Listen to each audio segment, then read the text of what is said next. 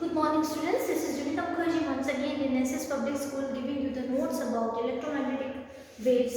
In this particular topic we will discuss about the electromagnetic waves. What are electromagnetic waves and what is the transverse nature of the electromagnetic waves. So we have to understand what is electromagnetic waves and the transverse electromagnetic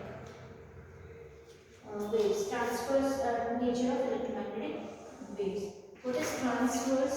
Let's see in this particular chapter.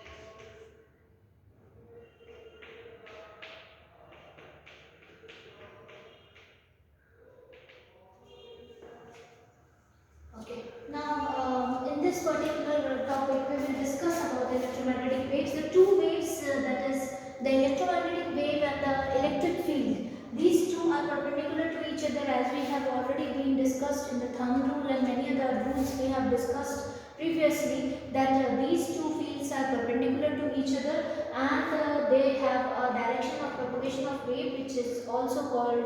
They are also perpendicular to the direction of propagation of the wave, and they are sinusoidal in nature. Okay, so the sources of electromagnetic waves. Now, next topic is sources of electromagnetic waves. Now, electromagnetic waves in the spectrum of electromagnetic waves. What are the electromagnetic waves here? So, all the visible rays it consists of all the visible rays, X-rays, gamma rays. Then we have the ultraviolet rays. Then we have this visible rays itself, radioactive rays. Then all these particular rays which are a part of electromagnetic radiation waves itself. And now the sources of that will I will give you a note about this particular electromagnetic spectrum, in which I will tell you all these particular points in details. So I will be giving a note. I am not going to make you study this class itself. The note will be there, and important characteristics of electromagnetic waves. This also there will be a note about the electromagnetic wave characteristic. These two will be in the notes itself, and thus these are written in the blackboard. Let us discuss about this source of electromagnetic wave. And in an oscillating charge, in an example of accelerating charge, it produces an oscillating electric field in space, which produces an oscillating magnetic field, which in turn produces an oscillating electric field, and so on. So basically, it is if it is oscillating electric field in the space itself, it will be producing an oscillating magnetic field, and in turn it will produce an oscillating electric field, and so on. Because it is sinusoidal in nature, one after the other they will come. Okay, the oscillating electric and magnetic field regenerate each other as a wave propagates through the space itself, just like this. It is electric, then it is going in this manner, sinusoidal way, and up and down, and then up and again down. Then this is the peak value of E, this is the peak value of B. Okay, this is the peak value of B, this is the peak value of E. One after the other it is generating, and thus it is the source of electromagnetic wave itself. Now, oscillating electric and this frequency of the EM, that is electromagnetic wave, is equal to the frequency of the oscillation of charge, that is V equal to 1 upon 2 pi root over of LC, and they also produce the fast electrons which are suddenly stopped by the metal target by of high atomic number.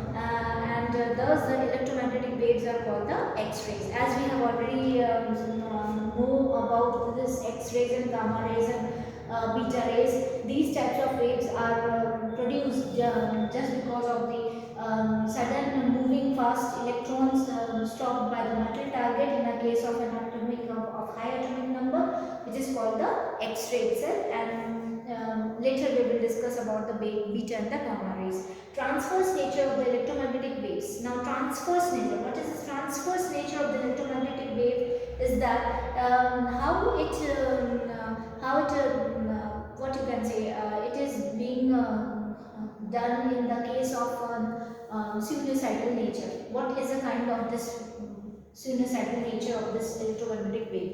It has seen in the discussion of the displacement current also. It would be considered a parallel plate conductor capacitor. The E inside the parallel plate capacitor was directed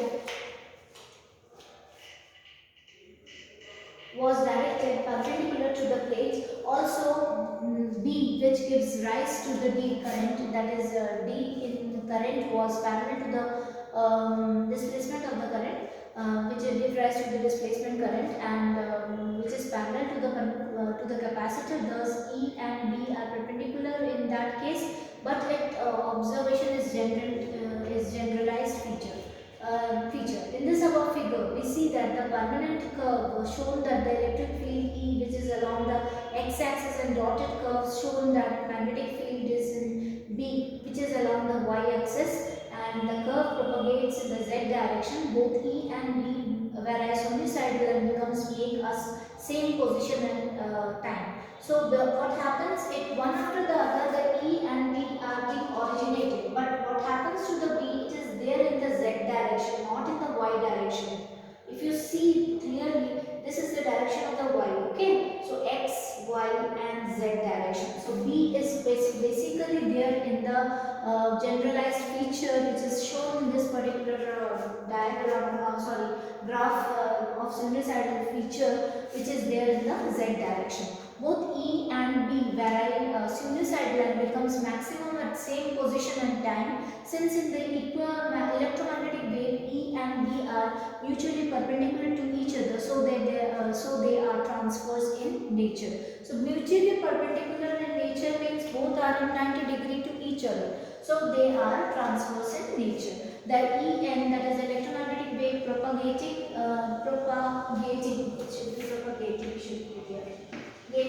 in the position z direction may be represented by the following equation, where E equal to Ex is equals to E0 sin kx minus omega t, and B equal to By equal to B0 sin kz minus omega t. Why we have taken z? Because it is going in the z direction, that's why. So we know it k equal to 2 pi by lambda, and omega is equals to 2 pi b, where lambda is the wavelength and b is the frequency. We know it very well. And E0 is the amplitude of the varying electric field, and B0 is the amplitude of varying magnetic field itself. So I hope so I have made you understand this particular topic, and this topic is now finished, and this particular chapter is also finished of electromagnetic waves. Looking forward for yet another new topic in the next session. Till then, take care, and don't forget to see the PDF which I am sending to you along with these notes.